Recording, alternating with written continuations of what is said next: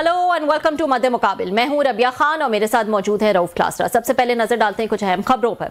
Adiala jail में बहन से मुलाकात के बाद बानी की सख्त ट्वीट, हुकूमत का रद्द अमल। रियासत का फैसला है, अब अडयाला जेल के बाहर कोई कानून की खिलाफ वर्जी हुई तो आहनी हाथों से निपटा जाएगा। जबकि दूसरी तरफ उस्मा खान समेत जिसने कानून की खिलाफ वर्जी की है उनकी मुलाकातें बंद कर दी हैं।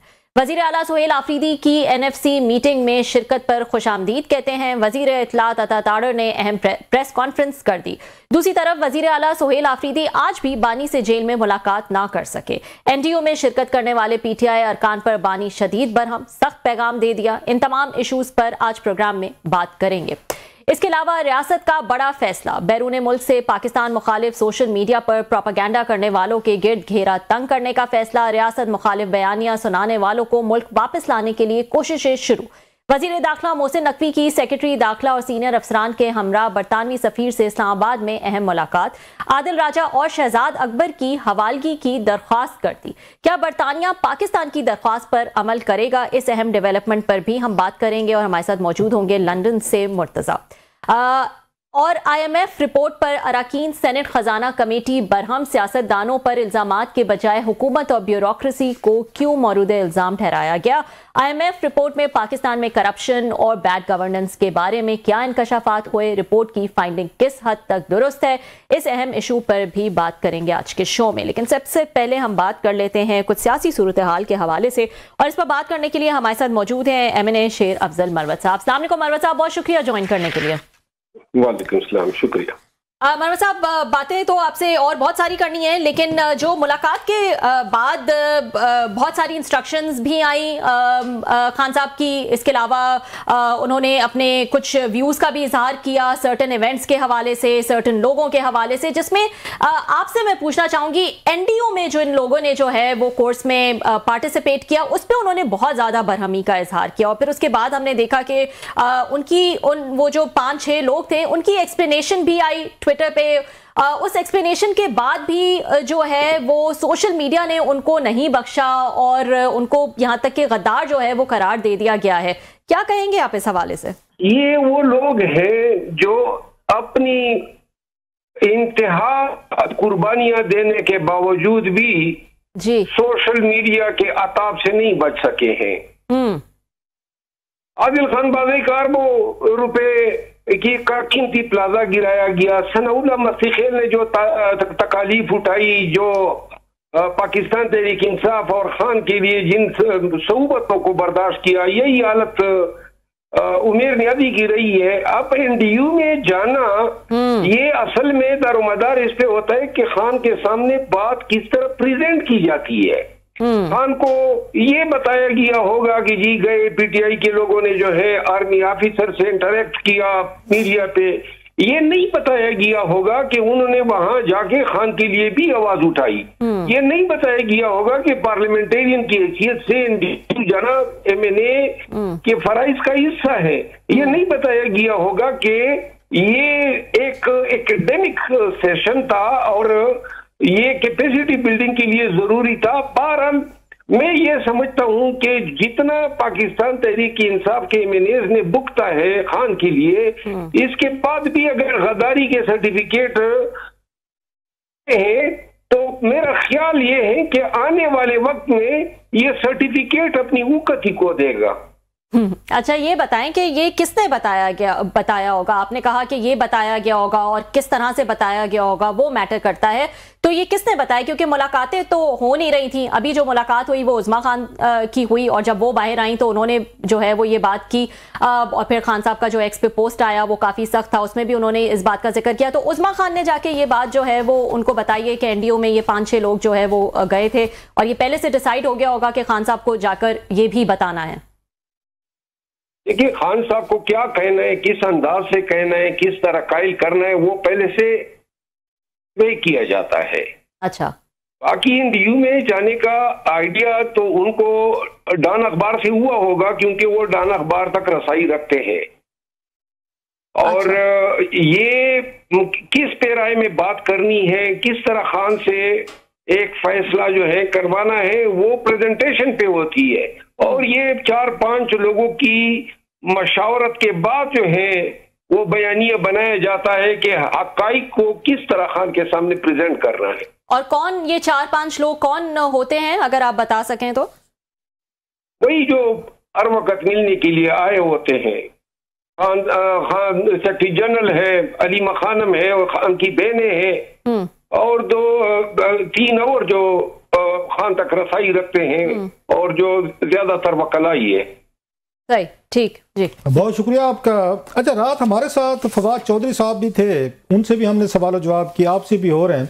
एक चीज़ हमने नोट की, अब बाय डिफ़ॉल्ट है, डिलिबरेटली है, या जेन्युइनली आप लोग फील करते हैं कि वो भी फवाद चौधरी साहब भी खान साहब को बेनिफिट ऑफ द डाउट देते हैं, आप भी बेनिफिट ऑफ द डाउट देते हैं भी खान साहब को जैसे चीज़ें प्रेजेंट की जाती है इसमें उनका कोई कसूर नहीं है। खान साहब ने पूरी दुनिया देखी हुई है सर, माशाल्लाह, इज़ ओवर अबव 70 हैं, वजीर आजम रहे हैं, 22-23 साल से ज़्यादा उनकी स्ट्रगल है, अब तो खैर 30 साल की होने वाली स्ट्रगल है। तो खान साहब इतने मतलब वो सिंपल हैं कि 2-4 लोग आप मैं कोई हम जाएं और खान साहब को अपनी बातों पे लगा लें और खान साहब देर नहीं करेंगे, वो ट्वीट भी कर देंगे, पार्टी के लोगों को गद्दार भी डिक्लेयर कर देंगे। आप लोग खान साहब को इतना बेनिफिट ऑफ द डाउट क्यों देते हैं? सारे लोग देते हैं, मैं आपकी नहीं बात कर रहा, बाकी सबको तनकीद करते हैं, लेकिन उनके लिए कहते हैं नहीं खान साहब को तो किसी ने गलत इन्फॉर्म किया होगा। तो खान साहब तो he has been the prime minister of Pakistan sir, मामूली उस पे ओहदे पे तो नहीं रहे। रघु भाई, आपने कहा खान साहब ने यकीनन सारी दुनिया देखी है जी, लेकिन आपने खान साहब को नहीं देखा है। वो कैसे? खान साहब जो है ना, उनके कानों में बात डालने की देर होती है। देखिए, मैं आपको एक मिसाल दूं, मतलब बहुत सारी चीजें हुई है। एक दफा पंजाब के एक एमपीए ने खान के कानों में बात डाल दी, उसके साथ ये वादा हुआ था कि अगर ये बात डालने में कामयाब हो गए तो आपको पार्लिमानी लीडर पंजाब असेंबली का बना दिया जाएगा। तो उन्होंने खान को कहा जी कि मरवत ने लंदन में निजी महफल में बीबी साहिबा और आपको गालियां दी है। अच्छा। और उसके 2 मिनट के बाद खान ने कहा इसको निकाल दो। बगैर आपको सुने, बगैर आपसे बात करे। तो मुझे तो 3 दफा निकालने के बावजूद आज तक सुना ही नहीं है। ये कोई भी फैसला जो है ना पार्टी में सुन के नहीं होता है, और पार्टी में इख्तिलाफ राय तो जरूर है लेकिन राय कभी मांगी नहीं जाती है। अच्छा। जितने भी फैसले होते हैं यही 4-5 लोग वहां बयानिया बना के खान के पास प्रेजेंटेशन लेकर चले जाते हैं, और अमूमन ज्यादा फैसले जो है लेकर बाहर आ जाते हैं। जो फैसला मुवाफिक नहीं होता है उसकी अनाउंसमेंट नहीं करते हैं, डेफर कर देते हैं या ट्विस्ट कर देते हैं। अच्छा, आपको क्या लगता है जिन लोगों का कल नाम लेके उनको गद्दार मीर जाफर डिक्लेयर किया, बल्कि मुझे याद है आपने हमारे प्रोग्राम में कहा था कि अकेला इमरान खान साहब बच गए हैं जिनको गद्दार का डिक्लेयर नहीं किया गया, बाकी तो पूरी पार्टी तकरीबन कोई गद्दार है, कोई टाउट है, कोई एजेंट है, कोई मुखबिर है, कोई बूट पालश है। और ये पार्टी के लोग एक दूसरे को कहते हैं, ना इनको नवाज लीग वाले कहते हैं, ना पीपल्स पार्टी कहते हैं, ना मीडिया कहते हैं, ना आवाम कहते हैं, ये खुद एक दूसरे को कहते रहते हैं कि ना फलां बूट है, फलां एजेंट है। अब तो गद्दारी तक बात चली गई है। तो आपने कहा था खान साहब अकेले बच गए हैं जिन पे इल्जाम नहीं लगा, बाकी तो पूरे के पूरे लपेटे गए हैं पीटीआई वाले बेचारे। देखिए, यहाँ आजकल सोशल मीडिया के तो फेल इल्जाम लगने की देर होती है कि बात जो है वो बगोला बन के पूरे सोशल मीडिया पे फैल जाती है। पाकिस्तान तहरीक इंसाफ में इतना ज्यादा ये गद्दारी और टाउट और एजेंट के असनाद तकसीम हो गए हैं कि आज जो वफाकी वजीर कानून तारड़ साहब ने कहा कि पाकिस्तान तहरीक इंसाफ को पाकिस्तान तहरीक इंसाफ ने ही डबोया है, ये दुरुस्त है। जिस पार्टी को 9 मई के बाद इतनी संगीन इकदामात के बावजूद खत्म न किया जा सका, जिसने 8 फरवरी को अक्सर ऐसे नताइज दिए कि दुनिया हैरान हुई, वो 8 फरवरी के बाद पार्टी ने अपने साथ जो किया है, अब न गिला बनता है एस्टेब्लिशमेंट से, न गिला बनता है हुकूमत से। अच्छा। हम खुद ही हर गलत फैसला जो है वो कर लेते हैं और बाद में कहते हैं काश हमने जो है उस वक्त खान को बताया हो। जो नहीं बने हैं उनको तकलीफ है कि ये बने हैं, तो लिहाजा खान के सामने रोजाना इन्हीं की रट लगी होती है। और खान अगर सबसे ज्यादा आजकल किसी को नापसंद करते हैं तो वो मुंतखब में कौमी असम्बली है। वो क्यों सर, वो क्यों नापसंद करेंगे? उनको टिकटें दी हैं, वो जीते हैं, खान साहब की सपोर्ट रही है, वो पार्लियामेंट में हमने देखे रोलर डालते हैं, तकरीरें करते हैं, लड़ाई झगड़े कापियां हमने तो देखते हैं। और क्या करें बेचारे, मतलब वो कहते हैं बच्चे की जान लोगों क्या, और क्या करें? कारोबार उनके तबाह हुए, फैमिलीज उनकी हालत हुई, बच्चे स्कूलों से बाहर मफरूर हो गए, 10-10 साल सजाएं हो गई हैं, डिसक्वालीफाई हो गए, 5-6 तो बल्कि मेरे ख्याल 10-15 तो इन बेचारों के उमर अयूब हो गए, जरताज गुल हो गए, उसके बाद हामिद रजा साहब हो गए, फिर शिबली फराज साहब हो गए, लंबी लिस्ट है। ये सबको सजाएं हुई हैं, वहां पे हुई है, पंजाब में हुई है, अहमद बच्चर साहब को हुई है। तो और क्या करते हैं मैंने या एमपी क्या करते हैं, मतलब what should they have done else अगर खान साहब उनको पसंद नहीं करते? जो लिस्ट आपने बताई, उमर अयूब खान ये वो शख्स था जिनको अनसेरेमोनियसली सेक्रेटरी जनरल के ऑफिस से हटा के सलमान अकम राजा साहब को सेक्रेटरी जनरल बनाया गया। अच्छा। शिबली फराज साहब जो है उसके इख्तियारात सलब किए गए और बिल्कुल उसको साइड लाइन किया गया। और ये इन तमाम के पीछे एक ही शख्सियत है। हामिद रजा साहब की सूरत हाल भी ऐसी ही है। आप किसी का भी नाम ले तो ये जो लोग जो बाद में डिस्क्वालीफाई हुए, ये सब जो है पहले से रांदे दरगाह डिक्लेयर किए जा चुके थे। अच्छा, खान साहब की मतलब बुक्स में, ये गुड बुक्स में नहीं थे पहले से ही? खान साहब नहीं थे। अच्छा जी, कतई नहीं थे। और एमिनेस के बारे में जो है उनकी कुर्बानियां नहीं बताई जाती। किसी का बच्चा हुआ, किसी का रिश्तेदार उठा लिया गया, किसी का बिजनेस बंद है। आपके ब्रदर इन लॉ मर्डर हुए, आप पे अटैक हुए, आपके मेरा ख्याल है घर और फार्म हाउसेस वगैरह गिराए गए, आपने भी खासा फेस किया है। मैंने फेस किया है, लेकिन मैं एक बात बता दूं, पीटीआई की ये खुसूसियत है जिसपे मैं दोनों हाथों से सलाम पेश करता हूं कि पीटीआई में जो है आप खुद भी मर जाए ना, कोई आपको पूछता नहीं है। अच्छा, मतलब ये जो मैंने बताया ना, घर गिरा, ये ब्रदर इन लॉ शहीद हुआ, या इसके अलावा पर्चे हुए, कई दफा जेल गया, यकीन करें ना कोई ताजियत के लिए पूछता है। 2-3-4 मेंबरान असेंबली के अलावा जो दोस्त है। तो आपके घर वाले, आपके बच्चे, दोस्त, यार, मुझे याद पड़ता है डॉक्टर शरफगंज साहब इसलिए पीपल्स पार्टी छोड़ गए थे, उनके नौजवान बेटे बैरम खान का एक्सीडेंट हुआ था, तो उनसे भी people's party specially Benazir Bhutto साहब ने दुबई से फ़ोन करके भी उनसे तज़ियत नहीं की गई। तो इसी दुख में वो पार्टी छोड़ गए थे कि यार मैं अपने इलाके के लोगों को क्या बताऊँ, मैं तो पठान हूँ, हम तो कबाइल वाले लोग हैं, रिवायती लोग हैं, कि आपकी पार्टी के सरबराह ने आपसे फ़ोन करके तज़ियत नहीं की। तो आप पे ये दबाव नहीं है आपके घर, फैमिली, अपने कबीले की वजह से कि भाई साहब अब किस पार्टी में खड़े हुए हो, तो आपके साथ कोई कुछ सिंपथाइज ही नहीं करता, बात ही कोई नहीं करता? देखिए, मुझे जब दूसरी दफा निकाला ना पार्टी से, तो मैं चला गई अपने कबीले के पास। 14 अगस्त 2024 को मैंने एक बड़ा जलसा किया लकी मरवत में, और उसमें मैंने तमाम मामलात सबके सामने रखे।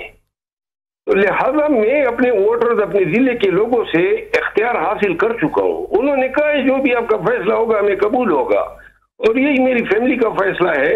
मैं अब ये सारी बातें तो ठीक थी, कुर्बानियां लोग देते हैं, कास के लिए हम खड़े थे, किसी पे एहसान नहीं जता रहे हैं, लेकिन ये सब कुछ करने के बावजूद नून के साथ लड़े, पीपल पार्टी के साथ, JUI, इलेक्शन कमीशन, अदालत है, लेकिन ऊपर से गालियां इनमें से किसी ने नहीं दी मां सिवाय अपनों के। अच्छा सर, ये बताइएगा कि ये जिन लोगों को खान साहब ने NDU में गए थे, डिक्लेयर किया है, मीर जाफर, मीर सादिक, क्या आइडियली तौर पर, इन आइडियल वर्ल्ड बाज़ लोग करते भी हैं, इनको अपने इस्तीफे नहीं देने चाहिए कि जनाब कि आपका, क्योंकि हम ट्रस्ट खो चुके हैं, आप हमें पार्टी का गद्दार समझते हैं, आप हमें इतनी बड़ी मीर जाफर, मीर सादिक कह देना, गद्दार कह देना, इसके बाद आप क्या समझते हैं कि उनको पार्टी में रहे? ये मैं कोई वो नहीं प्रॉम्प्ट नहीं कर रहा, they have their own decisions to make, just asking कि अगर कोई मेरे ऊपर खुदा ना खास्ता इस तरह का कोई इल्ज़ाम लगे किसी पार्टी में, do I have any right to stay in the party? ये पार्टी की एक खूबी और भी है। आज जो मीर जाफर होता है ना, अगर उसके हवाले से कान में कोई अच्छी खबर डाल दी जाए तो वो अगले दिन टीपू सुल्तान बन जाता है। ये तो बड़े खूबसूरत जमहूरियत की ये खूबी है। ये तो फिर मरवत साहब ये बताएगा, क्योंकि हम बात कर रहे हैं PTI के लोगों की जो खान साहब के करीब हैं या जिनको जो है वो गद्दार करार दे दिया जाता है, एक शख्सियत ऐसी है जो अपना किला मजबूत करके बैठे हैं, हर किस्म का तूफान आता है वो उससे बचकर जो है वो स्मूथली निकल जाते हैं, और वो है सलमान अकरम राजा। मैं तो आपसे पूछना चाहूंगी वो ऐसा क्या कर रहे हैं जो पहले वो सेक्रेटरी जनरल वो बने, जो जिनकी मुलाकातें होंगी उसका लिस्ट बनाने का इख्तियार उनको मिला, मिसाल यूसुफजई जैसी जो पार्टी में है रहनुमा, उनसे जो है वो उनकी झड़प हुई लेकिन वो उससे भी बचकर निकल गए, जबकि मिसाल यूसुफजई कहा जाता है बुशरा बीबी की जो है वो बहुत करीब है। तो वो ऐसा क्या कर रहे हैं जो उन पे जो है वो कोई आंच नहीं आती बल्कि उनको ज्यादा से ज्यादा इख्तियार दे दिए जाते हैं। अभी भी उनको नई कमेटी बनाने का इख्तियार दिया है खान साहब ने।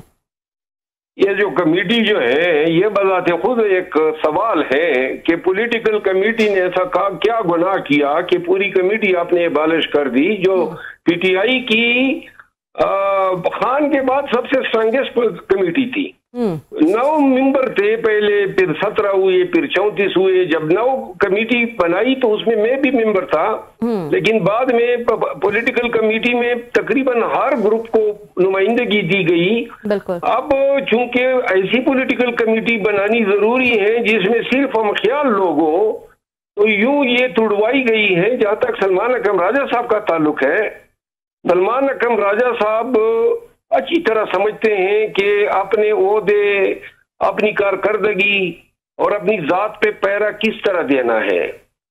खान साहब तक जिस शख्स की रसाई होती है वो शख्स आप देखें, जब तक मेरी उन तक रसाई थी मैं उनका चहेता था, और जब रसाई खत्म हुई तो गद्दार भी बने और निकाले भी गए। तो लिहाजा सलमान अकरम राजा साहब एंड पार्टी ही मुलाकातों को कंट्रोल करती है। जिस दिन मुखालिफ या कोई हकीकत पसंद खान के पास चला गया, अगले दिन आप कुछ और सुन लेंगे। फिर इसका मतलब है सलमान अकरम राजा साहब के पास कोई ऐसी गिदड़ सिंह है जो आप लोगों में से किसी के पास नहीं थी। देखिए, गिदड़ सिंह की तो मैं इसको इसलिए नहीं कहूंगा कि ये खान की जो साइकोलॉजी है उसका फायदा उठा रहा है और उसी तरीके से जो है उनको डील कर रहे हैं, और ये अपॉर्चुनिटी और लोगों को हासिल नहीं है। लेकिन उनकी तो मुलाकात उनकी भी तो नहीं हुई ना पिछले कई अरसे से। कुछ सलमान अकरम राजा साहब भी तो नहीं मिले ना, हम उनको क्या ब्लेम करें कि वो जाते होंगे और वो क्यों एक महीने तो खान से मिला भी कोई नहीं है। अब उज़मा साहबा भी इतनी वो पॉलिटिकली तौर पर मेरा ख्याल आर्टिकुलेट नहीं है कि उन्होंने जाके जो थोड़ी देर की मुलाकात है उसमें उन्होंने ब्रीफ किया, इतने सारे इश्यूज पे ब्रीफ कर दिया होगा। फिर तो खान साहब पहले से अपना जहन बना के बैठे होंगे, उन्होंने अपनी बहन को 2-4 पॉइंट लिखवा दिए होंगे, जाए बहन बता दें। देखिए, सलमान अकरम राजा साहब की एक खसूसियत है कि वो बहनों और बीबी साहिबा दोनों के गुड बुक्स में है, तो लिहाजा ऐसी शख्सियत जो है वो फिर वक्ती तौर पर तो इनविंसिबल बन जाती है। तो जलन साहब बहुत शुक्रिया आपका, थैंक यू वेरी मच, आपने हमें ज्वाइन किया। थैंक यू मरवत साहब ज्वाइन करने के लिए। शेर अफजल मरवत साहब जो है वो हमारे साथ मौजूद थे, तफसीलन बात कर रहे थे इस वक्त जो पीटीआई में अंदरूनी लड़ाइयाँ जो जारी हैं और एनडीओ में शिरकत करने के बाद जो हमने देखा कि कुछ लोगों को जो है वो गद्दार पार्टी की तरफ से जो है वो करार दे दिया गया था, उस पर वो तफसीली बात कर रहे थे। एक ब्रेक शामिल कर लेते हैं नाजरीन, ब्रेक के बाद जो है एक और अहम इशू डिस्कस करेंगे, उस पर बात करने के लिए जो है वो हमारे साथ मौजूद होंगे लंदन से मुर्तजा अली शाह। बैरून मुल्क से पाकिस्तान मुखालिफ सोशल मीडिया पर प्रोपेगेंडा करने वालों के गिर्द घेरा तंग करने का जो है वो फैसला कर लिया है हुकूमत ने। कुछ नाम भी सामने आ रहे हैं कि किनको जो है वो बरतानिया से बुलाने का मुतालबा कर दिया गया है। इस हवाले से बात करेंगे after this short break. Welcome back नाज़रीन, एक और अहम इशू पर जो है वो बात कर लेते हैं। बैरून मुल्क से पाकिस्तान मुखालिफ सोशल मीडिया पर जो प्रोपेगेंडा करने वालों के गिर्द घेरा तंग कर दिया है हुकूमत ने और कुछ लोगों के हवालगी का जो है वो मुतालबा किया है। इस इशू पर बात करने के लिए लंदन से हमारे साथ मौजूद है मुर्तजा सीनियर सहाफ़ी मुर्तजा अली शाह, उनसे बात करते हैं। अस्सलाम वालेकुम मुर्तजा, बहुत शुक्रिया ज्वाइन करने के लिए। Thank you.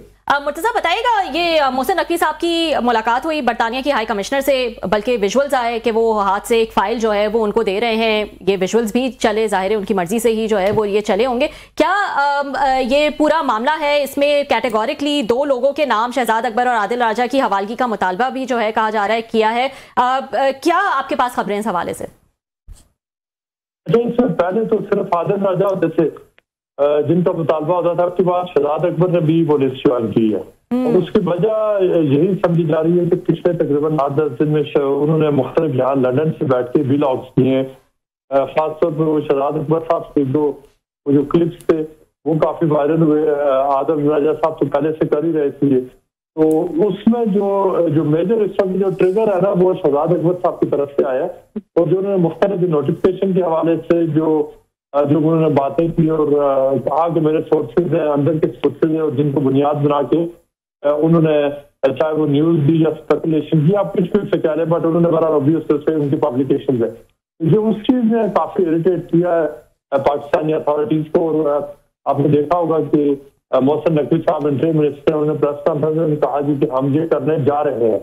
और फिर आज से 4 दिन पहले उन्होंने ये कहा कि हम जो एक्स्ट्राडिशन का हैंडिंग ओवर का मुतालबा करने जा रहे हैं। जी, जी। और अब उन्होंने ब्रिटिश हाई कमीशन को फॉर्मली वो फाइल भी दे दी है, जिसमें जो यही कहा गया है कि वो शहजाद अकबर और आदिल राजा को पाकिस्तान के हवाले करें। अब ऑब्वियस से आपका अगला सवाल ये होगा कि क्या वो हवाले होंगे भी नहीं, आप पूछ रहे हैं, आपको फिर जवाब देगा। नहीं, मुझे पहले ये बताइएगा, आप कह रहे हैं कि शहजाद अकबर की, आदिल राजा का तो आपने कहा कि पहले से ही जो है वो मुतालबा था, तो शहजाद अकबर के भी कुछ वीलॉग्स वगैरह इस तरह के आए हैं जिसपे जो है वो आपके ख्याल में उनका नाम भी अब शामिल कर लिया गया है? यही आपके बिल्कुल ऐसे ही है। सही, ठीक है। इससे पहले कि मैं इस पर आऊं कि हवालगी करेंगे कि नहीं करेंगे, जिस तरह से विजुअल्स आए हैं कि एक फाइल जो है वो बरतानिया के हाई कमिश्नर को जो है वो दी जा रही है मोहसिन नकवी की जानिब से, इसको बरतानिया की हुकूमत किस तरह से देखती है? क्या ये एक नॉर्मल कॉमन प्रैक्टिस समझी जाएगी या इसको जो है वो बुरा समझा जाएगा? क्या मतलब इस पे क्या रिएक्शन हो सकता है? ये बिल्कुल, इसमें जो है ना मुझे तो ये भी लग रहा है कि क्या बरतानवी हुकूमत का तो बंदा इस फाइल को पढ़ेगा भी या नहीं। ये नहीं, इस हद तक अब जो एक्सट्रेडिशन की रिक्वेस्ट हो, चाहे वो इंडिया की तरफ से हो, पाकिस्तान बांग्लादेश की तरफ से, या जिन ममालिक में जो प्रबल चीजें चल रही हैं, चाहे वो किसी अरब मुल्क, वो तो जो यहाँ के जो डिप्लोमेट्स है वो उन फाइलों को सच्ची पूछे पढ़ते भी नहीं है। इसलिए वो ये समझते हैं कि ये, आपको याद है, ये वही फाइलें हैं जो शहजाद अकबर हवाले किया करते थे इनके, जो, और अब वही फाइलें हैं जो शहजाद अकबर के खिलाफ हवाले हो रही हैं। तो वो इसमें जो है ना, आपको याद होगा कि उस वक्त, मतलब अगर मैं पहले आपको इस केस की बात करूं तो अगर जो उन्होंने जो व्लॉग्स किए, ऑब्वियसली उनको अथॉरिटीज को पाकिस्तान में पसंद नहीं आए, जो बहुत सारे लोगों को, दैट इज वन थिंग। लेकिन उसमें ये साबित करना बहुत मुश्किल है कि कानून उन्हें कौन सा तोड़ा है।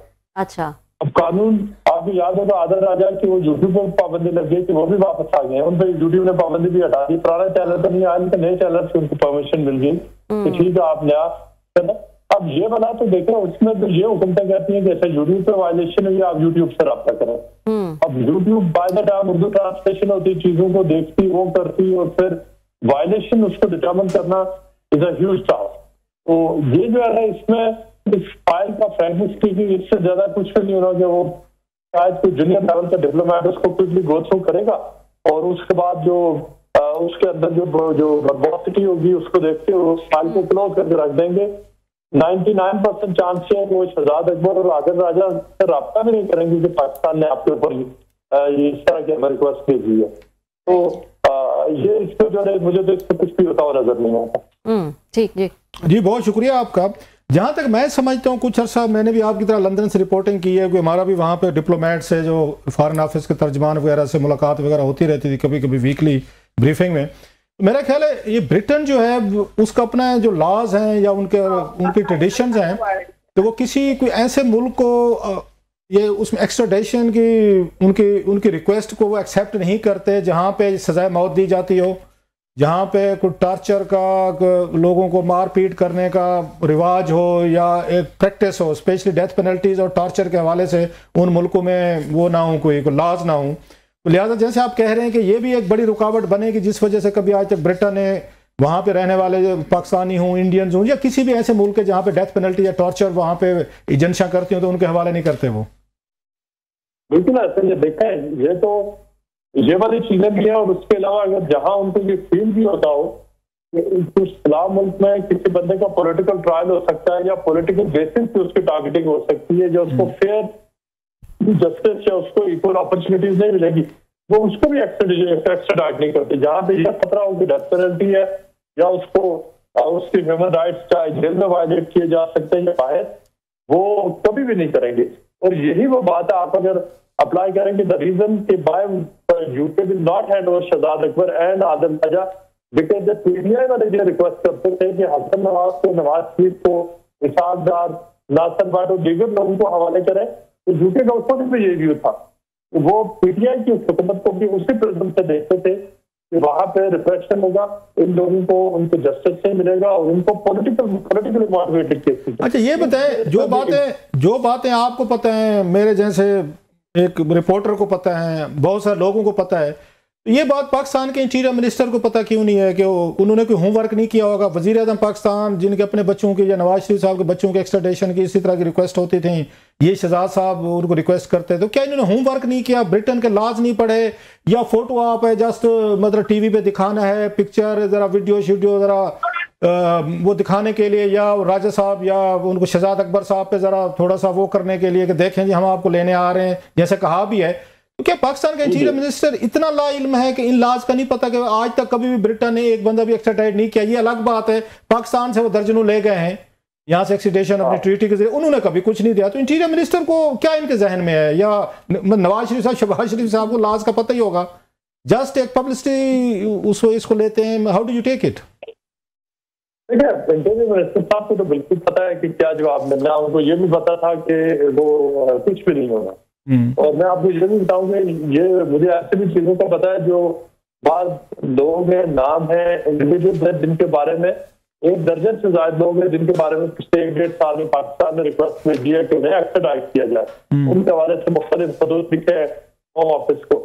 लेकिन प्रॉब्लम ये हो गया है कि ये खतूत जो आते हैं, कॉरेस्पॉन्डेंस आती है, ये होम ऑफिस को पता है कि कल कोई भी हुकूमत आएगी, कल पीटीआई आ गई तो उन्होंने अपने जो मुखालफे हैं उनके लिए करना है। लिहाजा जो इंटीरियर मिनिस्टर है मोहसिन नकवी, उनकी बड़ी अच्छी अंडरस्टैंडिंग है, उनको पता है कि कुछ नहीं होगा। लेकिन अब उन्होंने कुछ ना कुछ बोलना है, तो उनके ऊपर प्रेशर आया होगा कि भाई ये क्या कर रहे हैं आप, इंटीरियर मिनिस्टर हैं, आपको यहाँ पे बैठे हुए हैं, आप कुछ एक्शन है। तो उन्होंने कहा ठीक है हम एक्शन देते हैं, कोई रिक्वेस्ट डालते हैं। लेकिन इस रिक्वेस्ट का जो वही होना है, जो मोहसिन नकवी साहब को 100% यकीन है इस रिक्वेस्ट का कुछ नहीं निकलना। वो तो फिर लास्टली मुर्तजा, फिर ये एम्बेरसमेंट बई करने की, अपने लिए खुद एम्बेरसमेंट क्यों तैयार की जा रही है कि कल को अगर ये जवाब आना है, पता भी है, सबको पता है, शहबाज शरीफ साहब लंदन, नवाज शरीफ साहब लंदन, इंटीरियर मिनिस्टर साहब को, नकवी साहब को सारा पता है, तो फिर इतनी मेहनत से क्यों एम्बेरसमेंट मतलब अपने लिए पैदा की जा रही है? मुझे नहीं समझ आ रही। फिर ये तो देखें, वो कहते हैं ना क्लासर साहब की जेब से पैसे लेके कोई एम्बेरसमेंट नहीं, वो वाली बात है। अब से लेके 3 महीने बाद रिपोर्टर्स पूछेंगे नकवी साहब से कि यूके ने आपके साथ कोऑपरेट क्यों नहीं किया, ठीक है? तो वो अगली स्टेटमेंट शायद ऐसी आ जाएगी जिससे यूके पाकिस्तान के रिलेशन खराब हो। चूंकि ये तो आप लिखवा लें मुझसे कि यूके ने नहीं, हमारे सियासतदानों की बात सुने भाईजान, हमारे सियासतदानों के बच्चे वहां पे हैं, जदादे वहीं पे हैं, बैंक अकाउंट्स वहीं पे हैं, ऑफ शोर वहीं पे हैं, तो आपका ख्याल है हम इस पोजीशन में हैं कि तल्लुकात खराब कर लें? इसहाक डार साहब वहां पे, नवाज शरीफ साहब रहे, खान साहब की, मतलब सारे हमने देखा है कि उनके लिंक्स हैं वहां पे। ये अफोर्ड कर सकते हैं ब्रिटेन के साथ? आपने इतनी बड़ी बात कह दी कि तल्लुकात खराब कर लेंगे, इतने हैं हम पावरफुल? नहीं, मेरा कहने का मकसद ये था कि वो पब्लिक स्टेटमेंट ऐसी दे देंगे कि यूके ऐसे लोगों को हार्बर कर रहा है कि जिससे तल्लुकात मतलब ऊपर नीचे हो सकते हैं। ये नॉट फ्रॉम दैट पोजीशन। आपके ऑप्टिमिज्म को मैं दाद देता हूँ भाईजान, बहुत शुक्रिया आपका, thank you very much. Thank you Murtaza for joining. Murtaza Ali Shah London से हमारे साथ मौजूद थे। नाजरीन, एक ब्रेक शामिल कर लेते हैं, ब्रेक के बाद कुछ और अहम इशूज हैं वो आपके साथ डिस्कस करेंगे। वेलकम बैक नाजरीन, एक अहम खबर जो है वो आपके साथ शेयर कर लेते हैं। प्राइम मिनिस्टर ऑफिस से प्रेस रिलीज जो है वो आई है और वो किस हवाले से है वो आपके साथ शेयर करते हैं। वजीर आजम ने फील्ड मार्शल सैयद आसिम मुनीर की बतौर चीफ ऑफ आर्मी स्टाफ और चीफ ऑफ डिफेंस फोर्सेस तैनाती की समरी मंजूरी के बाद ऐवान सदर भिजवा दी है। Field marshal Syed Asim Munir chief of army staff के साथ साथ चीफ ऑफ डिफेंस फोर्सेस भी होंगे। ये तैनाती 5 साल के लिए होगी। फील्ड मार्शल आसिम मुनीर मुल्क के पहले चीफ ऑफ डिफेंस फोर्सेस होंगे। वजीर आजम ने chief of air staff air chief marshal Zaheer Ahmad Babar Sidhu की मुद्दत मुलाजमत में भी 2 साल की तोसी की मंजूरी दी है। इस तोसी का इतलाक इनकी मौजूदा 5 साल मुद्दत मुलाजमत के मार्च 2026 में मुकम्मल होने पर होगा। तो फाइनली जो है वो समरी जो है वो मंजूरी के लिए ऐवान सदर में जो है वो भिजवा दी गई है। क्लासर साहब, इस नोटिफिकेशन का जो है वो काफ़ी दिनों से चर्चा था कि नहीं आ रहा नोटिफिकेशन, क्या वजूहात हैं डिले की। काफ़ी सारे सीनियर सहाफ़ी जो हैं वो अपनी अपनी खबरें जो हैं वो लेकर आ रहे थे कि और इसमें एक डिवाइड नज़र आ रहा था। एक तरफ एक पॉइंट ऑफ व्यू ये था कि कोई भी जो है वो इशू नहीं है, उनका अपना इंटरनल मैटर है, प्रोसीजर इशू है और ये रिजॉल्व हो जाएगा। लेकिन एक पॉइंट ऑफ व्यू जो है वो ये भी था कि शायद जो सिविलियन साइड है उनकी तरफ से या नवाज शरीफ साहब की तरफ से कोई रिजर्वेशंस हैं। मेरा ख्याल है ये क्रेडिट हमें देना चाहिए मुनीर फारूक साहब को। मुनीर फारूक साहब साफ ज़ाहिर लोग हमारे पे भी एतराज़ करते हैं, उन पे भी एतराज़ होता है, लोगों को हक है एतराज़ भी करें, अप्रिशिएट जो भी उनको अच्छा लगता है। मुनीर फारूक साहब पहले दिन से बात कह रहे थे, हमारे प्रोग्राम में भी थे। और एक आपने मेरी आदत भी नोट की होगी, मैं हार्ड कोर रिपोर्टर है, हम मतलब फील्ड में अभी भी मैं रिपोर्टिंग करने जाता हूँ। I love to be a reporter. वो कोई किसी खबर पे ना महज क्लिक के लिए, व्यूज़ के लिए उन पे ना आपको रश नहीं करना चाहिए। बड़ी बड़ी खबरें हमें भी पता होती हैं, आपको भी पता होगी, बहुत सारे लोगों को पता होती हैं, लेकिन सम टाइम आपको अप्रूव नहीं कर सकते, जल्दी में आपको खबर नहीं कर। मैं किसी दोस्त है हमारे सारे, किसी को मकसद किसी को एम्बेरस करना नहीं, हमसे भी कभी मतलब गलतियां हो जाती हैं कि मैं कोई दावा नहीं कर रहा अच्छा टीवी पे बैठ के, अल्लाह महफूज रखे इस तरह सब की। मुझे नहीं याद पड़ता कि कभी कोई स्टोरी दी और वो बाउंस हुई हो इतने लंबे कैरियर में, बड़ी मतलब मिस कर दी होंगी स्टोरीज। ये नहीं होना चाहिए, रिपोर्टर की स्टोरी बाउंस हो जाए इट हर्ट्स, और हर्ट्स वेरी बैडली, कि वो आपको रिप्यूट खराब देते। खबर फिर बेहतर इग्नोर कर दें, अपनी रेपुटेशन बड़ी मुश्किल से बनती है। एक रेपुटेशन बनाने के लिए बड़ा टाइम लगता है, और जाय होने के लिए ना एक खबर ही काफी होती है। अगर लोग उस खबर एक को याद रखते हैं, वो उसको नहीं याद रखते कि कितनी उसने अच्छी खबरें दी हुई हैं। तो आपने देखा होगा कि इस मामले में मैंने कोई एडवेंचर करने की कोशिश नहीं की। हालांकि हो सकता है कि दो चार मुझे भी चीजें को पता हो, किसी से हमने भी पूछ लिया, no, because I knew that. मतलब इसी बात को देख लें तो जो ये कहा जा रहा था कि नवाज शरीफ साहब जो है ना डट गए हैं, असर तो ये था ना, असर यही था, नवाज शरीफ साहब डट गए। नवाज शरीफ साहब के मुझे डटने की वजह समझ नहीं आ रही थी, कैसे डट गए। तो मैं मियां नवाज शरीफ साहब को मतलब एज ए ह्यूमन बीइंग के तौर पर बड़े अच्छे हैं, उनसे बहुत पहले मेरा लास्ट टाइम शायद मुलाकात जो मियां साहब से वजीर आजम थे, तो उस वक्त सहाफ़ियों को कुछ बुलाया था ब्रीफिंग के लिए, कुछ 40-50 को। तो मेरा ख्याल 2016 की बात है, 15 की बात है, अब कितने 10-12 साल हो गए लास्ट जो मुलाकात हुई होगी। तो उसके बाद नहीं, लंदन में होती थी मुलाकातें, मैं था, अरशद था, जिया साहब थे, तो हमारी क्योंकि हम खबरों की तलाश में रहते थे, होती रहती थी। एज ए ह्यूमन बीइंग के तौर पर लोगों से बड़े अच्छे तरीके से मिलते हैं सारी चीजें, लेकिन जो पॉलिटिकल श्रूडनेस है ना, उसमें उनका जवाब नहीं है, जो कि होना चाहिए। पॉलिटिशियन श्रूड नहीं है ना, सर्वाइवल इंस्टिंक्ट नहीं है, बच नहीं सकता, लोगों को इस्तेमाल नहीं कर सकता, अपना इमेज नहीं बना सकता, तो वो फिर पॉलिटिशियन नहीं, फिर हमारी तरह ही होगा, फिर कोई आम सा बंदा। मियां साहब की हमेशा से ये रहती है कि मेरा एक इमेज जो है ना, वो ये रहना चाहिए जी मैं एंटी एस्टेब्लिशमेंट हूँ, मैं एंटी जर्नल हूँ, मैं एंटी डेमोक्रेटिक फोर्सेज हूँ, जो मतलब डेमोक्रेसी के अगेंस्ट हैं। आई am the one man standing, वो कहते हैं ना, मतलब लास्ट ऑफ द मोहिकन्स, मैं लास्ट ऑफ द मोहिकन्स हूँ। वो नावल है, बहुत बड़ी फिल्म भी है, खैर इस पे वो देखने वाले किसी को देखिएगा। I am the last of the Mohicans, कि मैं ही यहाँ गार्ड करूंगा civilian supremacy. Yes, I am the one. जब आप आके यहाँ पे वोट डाल जाते हैं उसी तरमीम में जिसके तहत ये आज नोटिफिकेशन हुआ है, जिसके बारे में कहा जा रहा था कि वो जो मियां साहब डट गए, मियां साहब कहाँ से डट गए हैं? और मियां साहब तो आके वोट डाल के गए हैं, बल्कि डलवाया गया है कि मियां साहब जब तक आप वोट नहीं डालेंगे, इसकी जो वैलिडिटी है, मोरालिटी है, कॉन्स्टिट्यूशनली इसकी लीगैलिटी पूरी नहीं होगी। आपने वोट बेशक पूरा हाउस है ना 336 का हाउस है, 336 के 36 वोट पड़ जाए, 335 पड़ जाए, मियां साहब का वोट ना पड़ा तो समझा जाएगा जनाब कि कोई फटा है। सो मियां साहब का आना बड़ा जरूरी था। मियां साहब आए, शबाब पूरे एहतमाम के साथ है, बड़ी खबरें लगी। उन्होंने वोट भी डाला, वोटिंग में हिस्सा भी डाला, काउंटिंग में भी हिस्सा लाया, स्टैंप करने के बाद, सिग्नेचर करने के बाद अचानक मियां साहब को याद आगा, नहीं यार ना भाई मैं तो नहीं करता, भाई मैं नहीं मानता, भाई हाउ इट कम।